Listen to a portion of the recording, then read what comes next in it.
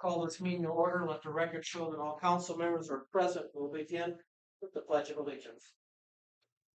I pledge allegiance to the flag of the United States of America and to the republic for which it stands, one nation under God, indivisible, with liberty and justice for all.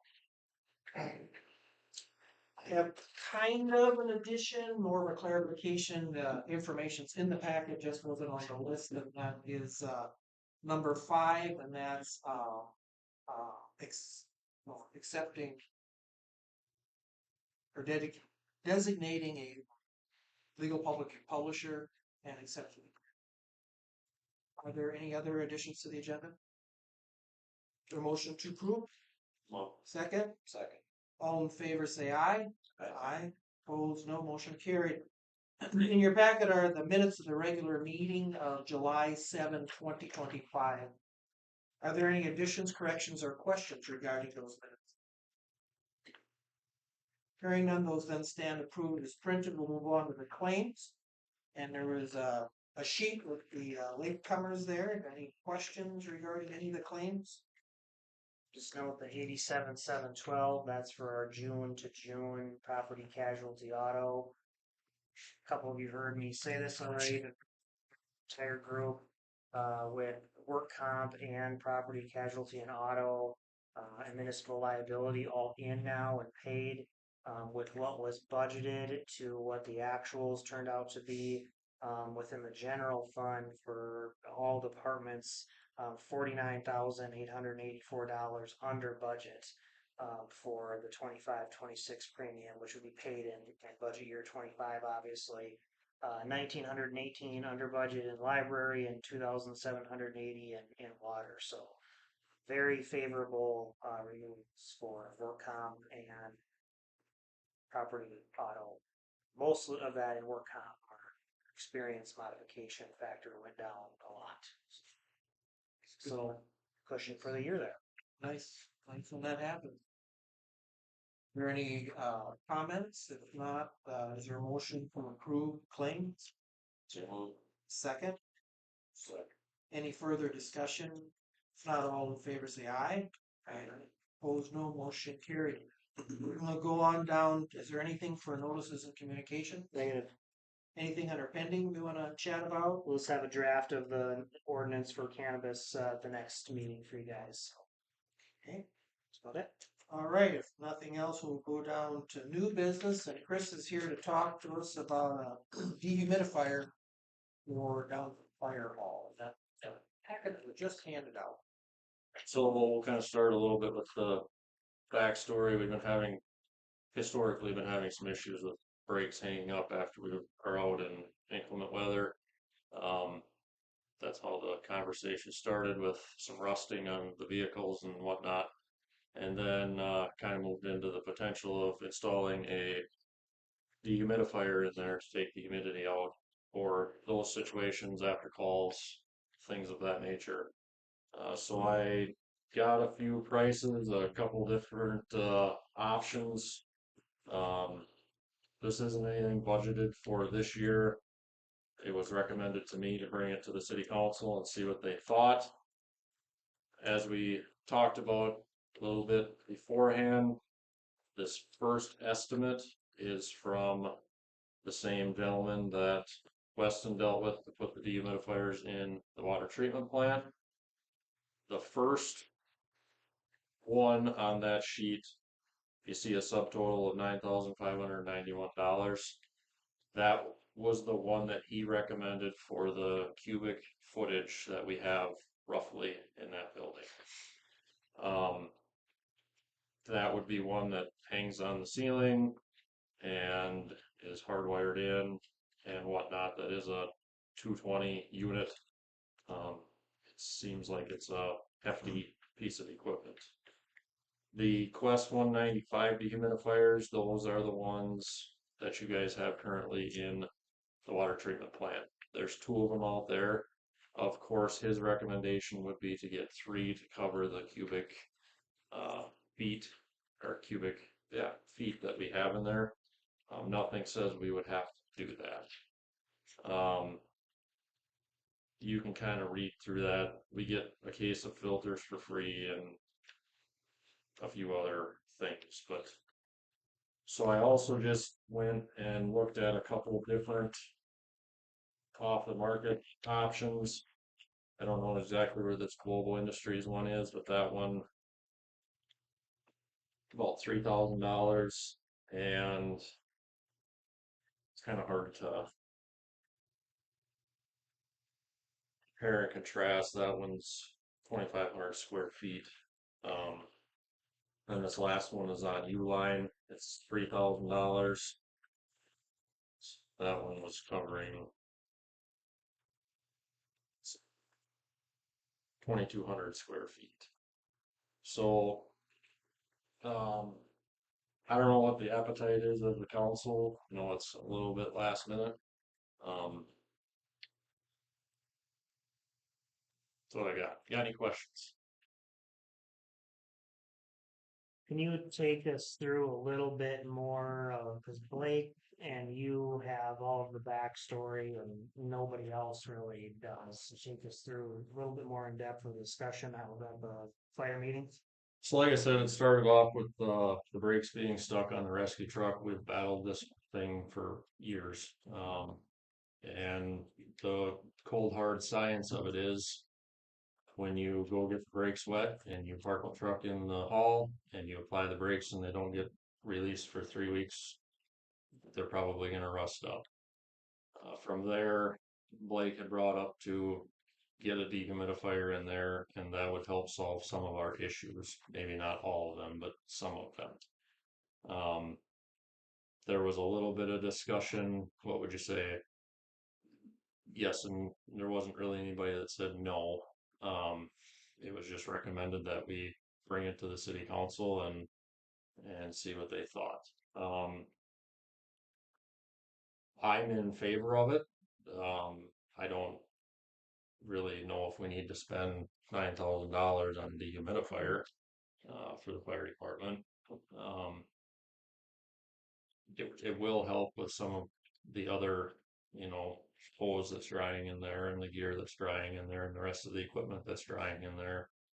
So there is benefits. I don't know how urgent the benefits are.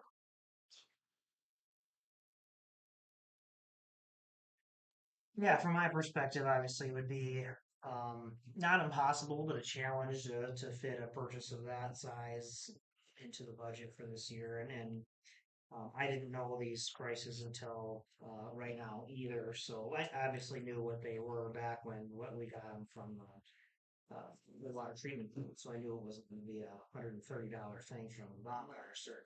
But not necessarily opposed to it either. I think moisture is the enemy of a lot of things, like Chris said, but it would be a lot easier if we could incorporate it into the budget for 2026 if the department thinks that it can last that long. I guess in my opinion, we've come this far without it. So what, another 6 months? Well, I look at the potential though savings, assuming if we've got like calipers seizing up or brakes seizing up, things like that, that's not a costless thing to remedy either. Correct.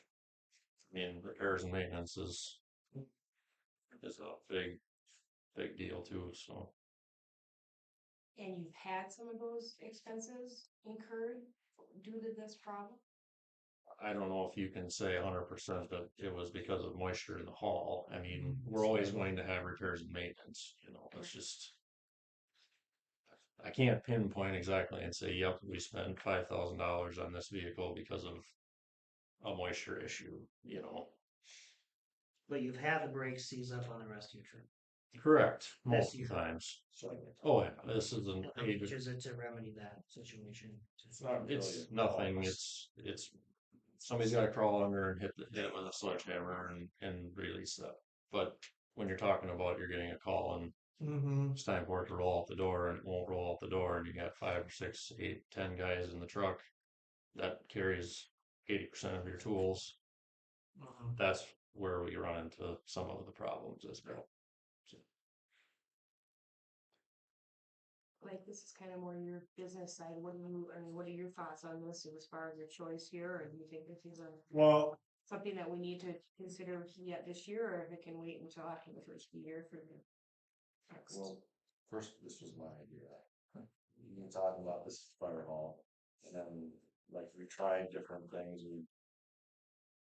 but nothing seems to work. I'm like, well, it's rust. I mean, it comes from wetness, and we gotta try something different. So that's where this kind of came from. It's not just the brakes, so I mean, there's rust and corrosion on them several $100,000 trucks where there shouldn't be, and it's just a simple fact that it's they get wet, they sit in a fire hall, and it's damp and humid. It takes days for them to dry, and that's so. Yeah, I mean, I think this would be worthwhile. I wouldn't mind. I should have done it ahead of time, but yeah. Or if state bid, if there's a vendor state bid, well, I mean, I would imagine Weston would have looked at that.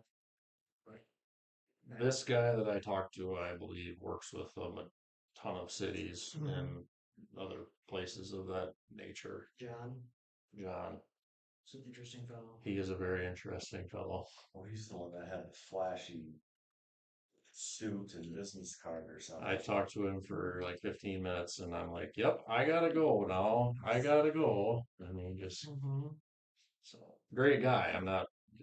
He gave me all the information I needed and got this to us in a very timely manner. So,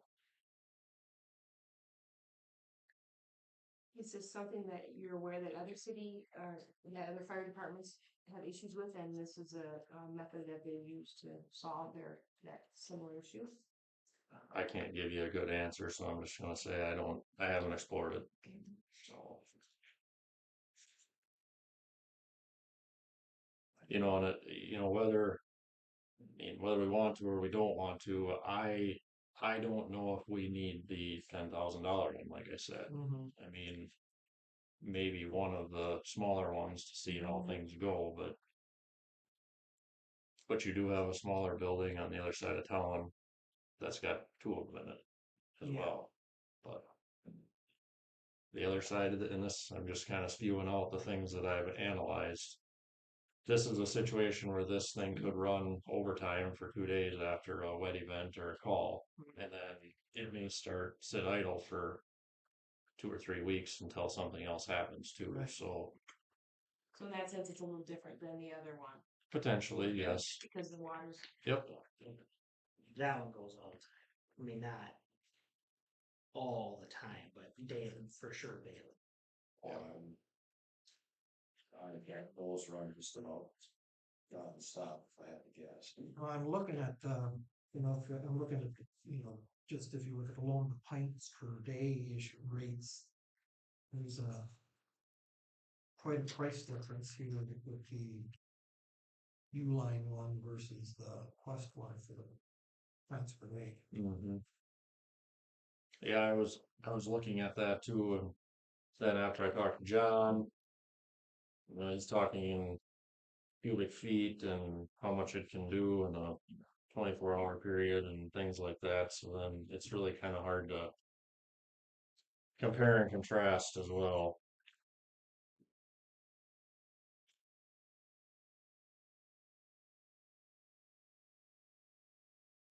Like you think like mountain land, I'm sure you got some vendors down at Sioux Falls, like Midwater or something like that would probably be.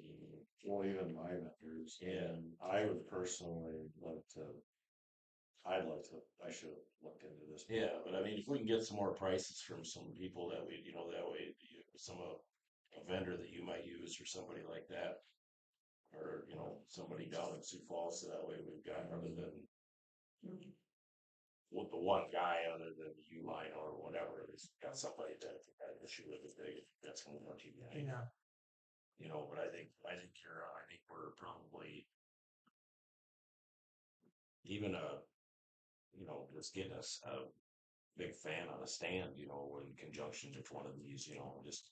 Well, we do have the we got 3 ceiling fans and they, Well, right, but I mean, even just like a tower fan, you know, something that's a big commercial tower fan or something, just to get some more air movement in there Blow under the trucks. in conjunction with this. You know, just because out there, I mean, other than the you know the fans on the ceiling, there's no air movement out there because it's radiant heat and it's you know it's not forced air like it is in the conference room. Mhm. You know, or in the bathrooms and kitchen. Um, and I think if we let Blake do a little bit more research on this, I think he might be able to come back with some better options that might be, you know, might have some highest warranty that at least, you know, some vendors that we're used to dealing with in more of that size of that, of the ones that from Uline and it's definitely my recommendation. Yeah, I think that makes sense. I think so. We could try something that does something rough, well, you know, the 250s, 250 pint size. If it's, you know, it's mounted on the ground, you can kind of put it in the corner adjacent to the rescue rig, you know, and, yeah, you know, or somewhere. you know, where you plug in the radios or whatever. So it's a little bit more centrally located to where the majority of those trucks are going to be. And I think too, like Chris, you get some air movement under those trucks, Yeah. that'll make I think it help a lot too. It will. All right, let's table this for some more information. Yeah, great. So then I was gonna move to the next, Yep. that last sheet in the packet there. We got notification yesterday that we did not get awarded the FEMA grant this year for the truck that we applied for. So the lady that wrote the grant the first time, said that she would do it for half price, for next year if we wanted to do that. So that would be $700 to have her write another one for us for next year. So they give a reason for what? No, we haven't gotten official 100% word from FEMA yet. She personally called out there and they said they were done with awards for the year. So I have not gotten any official, this is why you didn't. My guess is I'm going to have to call out there and schedule a time to sit down and talk through the application with our representative that's out there. And there's other dynamic things going on with a lot of the grants, not just FEMA too, that what's worked in the past isn't working. Right. So that's up to you guys. I think Josh and I are more than willing to do the work again. If that's Well, what I would highly recommend it. Yeah, especially at the half price. There's someone got a motion. I make a motion on that. Second, okay, any further discussion? Not all in favor, say aye. Aye. Aye. Opposed, no motion carried. Wonderful, thank you. Appreciate it, Craig. All right, the next item we have is the Fall Chiefs Conference. They've Chiefs Association just added a fall conference to kind of go over additional information that comes out after some of the July 1, statute changes and August 1 statute changes that come out, to just kind of keep all the chiefs up to date on that. Also just with some of the things that have been going on in the state in the last couple of months, just to go over some of that kind of stuff. So this shorter fall conference here to go to, so just requesting permission to go to that. Is this a budgeted? Oh, sorry. It'll be in our training budget. Okay. I'll make a motion to approve it. Is there a second? Any further discussion? Not all in favor, say aye. Aye. Opposed, no motion carried. The last item is, last week, the, Johnson Publishing ceased to exist, which means we don't have a contract for printing legals. So, what we need is a motion to, make the Wheel Herald our publication of record. Official newspaper for the rest of 2025. So that would be one motion. The second motion would be accept the bid of $11.50 per column inch from the Wheel. Is that rate? Has that rate changed? Same, no, it's Sorry. So moved. Second. Okay, first and a second to designate the wheel for the remainder of 2025. Is there any further discussion? If not, all in favor say aye. Aye. Opposed, no. Motion carried. The second motion is to award publishing two-wheel barrel options. Second. Any further discussion? If not, all in favor say aye. Aye. Opposed, no. Motion carried. No further business. Is there a motion to adjourn? Almost. Any further? All in favor say aye. Aye. Meeting adjourned 18:20.